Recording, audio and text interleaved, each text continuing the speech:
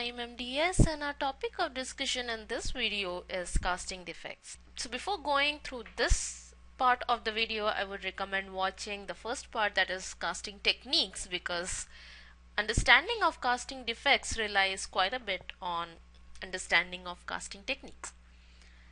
So now, as we have seen how the casting procedure is done, we'll now move on to see the defects that can happen during this process of casting. So these defects in casting, they can be classified under following four types. One is the distortion, second is surface roughness and irregularities, third is porosities, fourth is incomplete or missing detail. So we'll move on to one after another through these headings. So coming to our first heading, that is distortion, coming to the first type of defect, that is distortion. Distortion is most commonly a result of distortion of the wax pattern. Now the wax pattern which is prepared initially on the die, while it is prepared, while it is transferred to the investment, while it is burnt out, during all this process there is a lot of possibility of distortion of the wax. Now this distortion, it increases once the thickness of the pattern decreases. Now this point is very obvious. If we have a thin pattern, a thin wax pattern, obviously there are more chances of distortion of such thin wax pattern under forces. So the distortion is inversely proportional to the thickness of the wax pattern. So thinner the wax pattern, more there are chances that it may get distorted. Generally, this distortion of the wax pattern is not a very serious problem, and we cannot do much to control it rather than just following the proper techniques and handling the wax pattern with care. Next, we'll be talking about the next type of defect, that is roughness. Now roughness is a finely spaced surface imperfection. So when we say roughness, roughness means the surface imperfections. Now at this point you should remember how our wax pattern was invested in the investment. So we had the investment that we used to create the mold, and this investment is made up of particles. So these particles, they create a kind of roughness on the mold surface. So if the investment has bigger particles, it's obvious that these bigger particles will show up as a roughness on the mold, and this roughness will then be reflected on the casting. So it's simple. Roughness is a relatively finely spaced surface imperfections, and they establish a predominant surface pattern. That means it is seen throughout the surface of the casting, and usually it is due to the particle size of the investment. And now, since it is the particle size of the investment, we cannot do much technically to avoid it, but yes, it can be minimized if we use a proper technique, proper mixing of investment and proper handling of the investment, of course. Now, as we had been talking about surface roughness, we have to compare the term surface roughness with surface irregularities. One very important thing is, we discussed about surface roughness that was evenly distributed throughout the surface of the casting.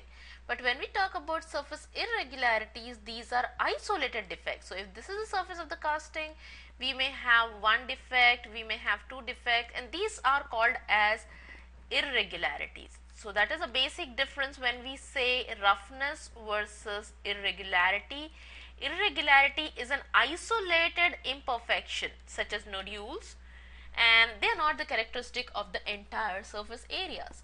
So let's move on and see some of these irregularities which are very commonly seen on the surface of the casting. So the first one of these irregularities is the air bubble. These air bubbles which are present in the investment, or which are present on the surface of the wax pattern, they result in formation of these nodules. So again, as simple as that, you have a wax pattern, and on the wax pattern you have a small air bubble. Now when we invest this wax pattern in the investment, what will happen is, this air bubble will prevent the contact of the investment to the wax pattern. Now when we get a mold cavity, once the wax is burnt out, we will obviously get a mold cavity that will have this kind of configuration because of that particular air bubble that created this shape. Now in this kind of a mold cavity, when we put the metal, obviously metal flows into this space that is created by the air bubble, and once we get a casting will have a nodule on it. So this nodule is caused because of the presence of air bubbles on the wax pattern. Now if this air bubble is in some non-critical areas wherein we can just cut it off and polish the casting, that's fine, but sometimes this may be present in critical areas in the fitting surface and it may result in altered fitting of the casting. Now how do we prevent these nodules? As obvious, nodules can be prevented by reducing the air bubbles on the pattern. So how can we reduce the air bubble is by using a mechanical mixer with a vibrator. So these vibrations will help to remove or move out the air bubbles. Further, we can use a wetting agent. So if we put the wetting agent on the wax pattern, this wetting agent will have the investment that we pour on the top contact the wax pattern thoroughly, so it will not leave the room for the air in there. But we have to be careful that the thickness of the wetting agent doesn't cause the defective surfacing itself. So this wetting agent has to be applied in very thin layer. Next we'll be talking about the water films on the surface of the wax pattern. Now this wax pattern, which is made up of wax of course, is repellent to water. So water has a tendency to form films, and occasionally this water film are reflected in the mold cavity and finally onto the surface of the casting like minute ridges or veins. This is a very important point and a very important MCQ.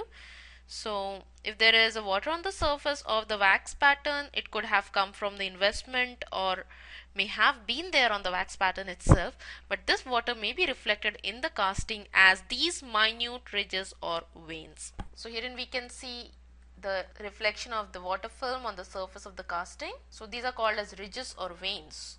Now what causes this water film or this kind of ridges or veins is if the pattern is slightly moved, jarred or vibrated, this may result in formation of such kinds of ridges. Or if the painting process, when the wax pattern is invested, the first step is painting of the investment material on the surface of the wax pattern, and if this process does not result in intimate contact of the investment with the wax pattern, the in-between space may result in formation of the water film or may result in formation of the veins and ridges in the later. Further, if there is too high liquid powder ratio of the investment, there is again a tendency of the formation of the water film which may form ridges or veins. This term ridges or veins is important because there are MCQs asked on that. And how do we prevent the formation of such kind of a gap or the water film? The main thing is using a proper technique, and we can use wetting agent as an aid to prevent such irregularities.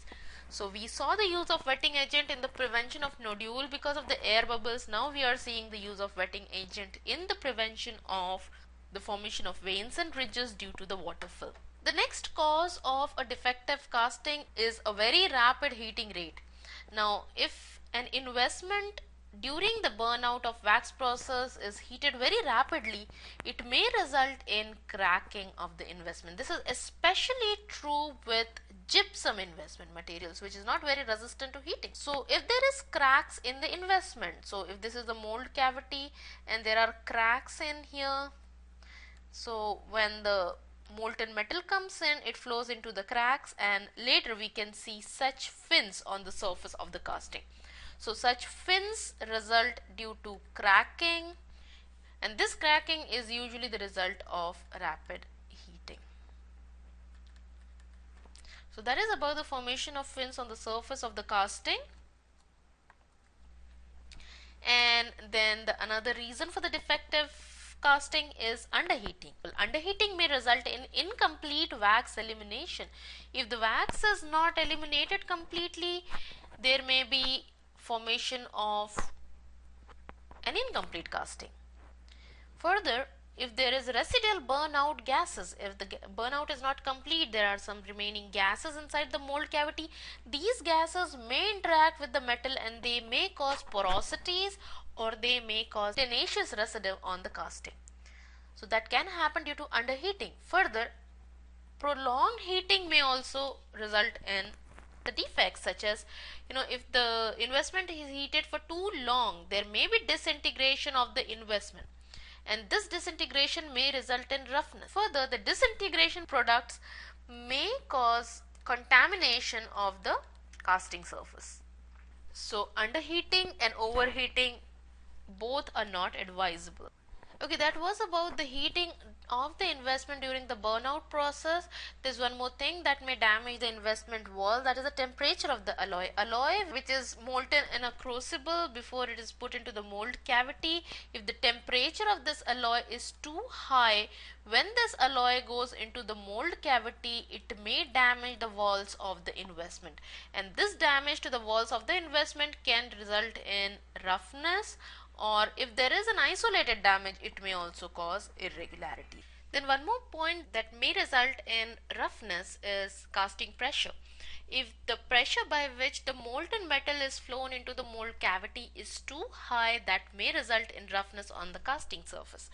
So the pressure that is advisable is 0.1 to 0.14 MPa in an air pressure casting machine, or it could be 3 to 4 turns of a spring in an average type of a centrifugal casting machine. So if we are using a centrifugal casting machine, 3 to 4 turns of the spring is advisable, or if we are using the air pressure casting machine, 0.1 to 0.14 MPa is the advisable gauge pressure.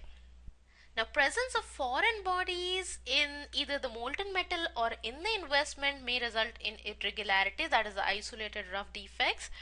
Further, pattern position is again one of the very important characteristics. If we are investing multiple patterns in a single investment, we have to make sure that there is sufficient distance between the two wax patterns.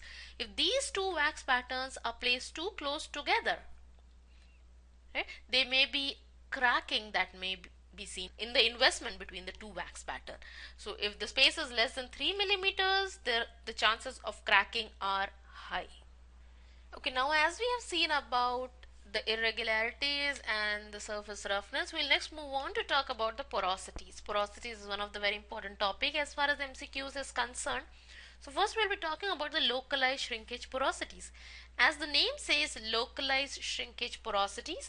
These porosities, they result due to incomplete feeding of the molten metal. So what happens here?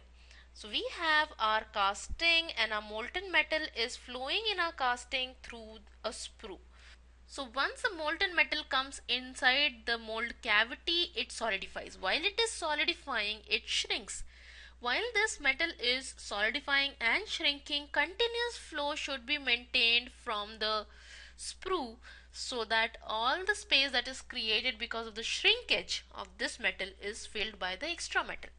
But if for some reason this flow of metal through the sprue is cut down, it will result in localized shrinkage porosity, and this porosity is very commonly seen in the area which is filled the last. So this is the area wherein very commonly the localized shrinkage porosity is seen. Now the basic reason is cutting down of this flow, and this could be because of the freezing of the sprue. So if the sprue freezes before the feeding is complete, porosity develops in the last portion of the casting that solidifies. Now this freezing of the sprue can be prevented by attaching some extra small sprues in the other areas of the casting. These smaller gauge sprues will solidify before the main sprue, and they will prevent the solidification of the main sprue. So that is how we can prevent the solidification of the sprue, and thus we can prevent the localized shrinkage porosities. There is a type of localized shrinkage porosity that is called as suckback porosity. Now while we had been discussing about the characteristics of sprue, we had been talking about the attachment of sprue in 45 degrees. A basic purpose was we did not want our sprue to be 90 degrees because if we had it 90 degrees it will hit on to the opposite wall. Now if the molten metal that is flowing inside the mold cavity, it hits onto the opposite wall, this wall gets heated and there is a hot spot created at this particular point, and this is the area that will solidify last. Now before, in the previous slide, we have seen that if the molten metal is not able to reach the area wherein the solidification takes place last, there will be a porosity remaining in that particular area. So because of this, the suck back porosity can occur in the areas wherein there is hot spot created. Now this is one is the impingement of the hot metal here in the mold wall. Secondly, if we have sharp line angles or something, those particular line angles are the areas wherein the hot spot are very commonly created. So this is the suck back porosity, which is a type of localized shrinkage porosity. Next we'll move on to pinhole or gas inclusion porosities. Now as the name says, these porosities are because of entrapment of gases during the solidification. Now there are two types of sources of gases, gas inclusion. One is the gas which is present in the mold, or gas from the outside is incorporated into the molten metal. So we have the molten metal and that goes inside the mold. So when the molten metal goes inside the mold, whatever air is there, it may get mixed in the molten metal and it may result in porosity. This type of porosity is called as gas inclusion porosity. The other reason is the metal itself may have some gases released to form the bubbles, and if this gas doesn't get enough time to be released out of the metal body, it will result in small holes, that is pinhole porosities. So gas inclusion porosities and pinhole porosities are due to the entrapment of the gas inside the molten metal. Gas inclusion porosity is wherein outside gas is mechanically entrapped inside the metal, and pinhole porosities are because of the release of internal gas inside the metal body substance. So all this can be prevented by pre-melting the alloy on graphite crucible, and this graphite crucible helps to reduce the formation of this kind of pinhole or gas inclusion porosities. Next we have a subsurface porosities. Now as we have seen how the gas can be formed inside the molten metal and this gas then comes out of the molten metal. Now when the molten metal, imagine this is a metal inside a container and this metal is solidifying. Now if it is forming some small bubbles which are trying to escape, and at the same time the surface layer it solidifies. So that means the simultaneous nucleation of the solid grain, the solidification nuclei and the gas bubbles are forming simultaneously. So gas bubbles are just about to escape, but the nuclei, the solidification, it prevents the escaping of the gas bubbles. So it results in formation of a porosity that is seen immediately below the surface. So that is subsurface porosity. So here in the sentence explains the scenario that simultaneous nucleation of the solid grain and the gas bubble, at the first moment the metal freezes at the mold wall. So metal that is in contact with the mold wall, it freezes, and at the same time gas bubble form just below the upper layer of the freezing metal, that results in subsurface porosity, and this can be prevented by controlling the rate of the entry of the metal inside the mold. And then we have one more variety of the porosities, that is the entrapped air or the back pressure porosity. And This is caused by inability of the air to escape. Now, while we had been talking about the sprue, we had been talking that our wax pattern should be positioned within 6 mm of the trailing end. We discussed this in our last video, because whenever the wax is burnt out, there are some residual gases inside the mold cavity. Now, when the molten metal comes in the mold cavity, these gases should escape out through this investment, which is supposedly porous. And if these gases fail to escape out, what they will create is, they will create a back pressure on the surface of the metal, and that will result in entrapped air or back pressure porosity. So back pressure porosity is caused because of inability of the air to escape from the mold, and the basic reason is our investment is either non-porous or our wax pattern is embedded too deep inside so that the gas is not able to escape out through the investment. Right? So this can be prevented by proper technique, and the distance between the tip of the pattern and the end of the ring should not be greater than 6 mm, as we already saw. Further, sufficient casting pressure may help to drive out the gas. So that is one more way to prevent the entrapped air or back pressure porosity. Now, this particular chart will help us to understand the effect of certain technical consideration on the porosities. So, if we talk about the increase in the sprue thickness will reduce the localized shrinkage porosities, because of course it will not allow the sprue to solidify, it will prevent that, but it will increase the subsurface porosity. Further, localized shrinkage porosity, if we increase the sprue length, it will increase, just the opposite, but subsurface porosity will be reduced. Increasing the mold temperature and mold temperature will reduce the localized shrinkage porosity, but it will increase the subsurface porosities, while microporosity, they are reduced by increasing the mold and the melt temperature. This is a very important source of MCQs. Now, after the porosity, lastly we come to the incomplete casting. So, if for some reason our metal is not able to flow into these tiny sharp edges, it results in incomplete casting. This may be because of inadequate pressure, it may be because of incomplete wax elimination. And this incomplete casting will result in rounded corner and loss of the surface details. And to prevent that, of course, we have to use an adequate casting pressure and proper wax elimination technique that will help in preventing the incomplete casting. So with this, we summarize the defects of the casting, and this is one of the very important source of MCQs. I would recommend, this is the time you should go back and read the MCQs related to this particular topic to get the concepts more settled.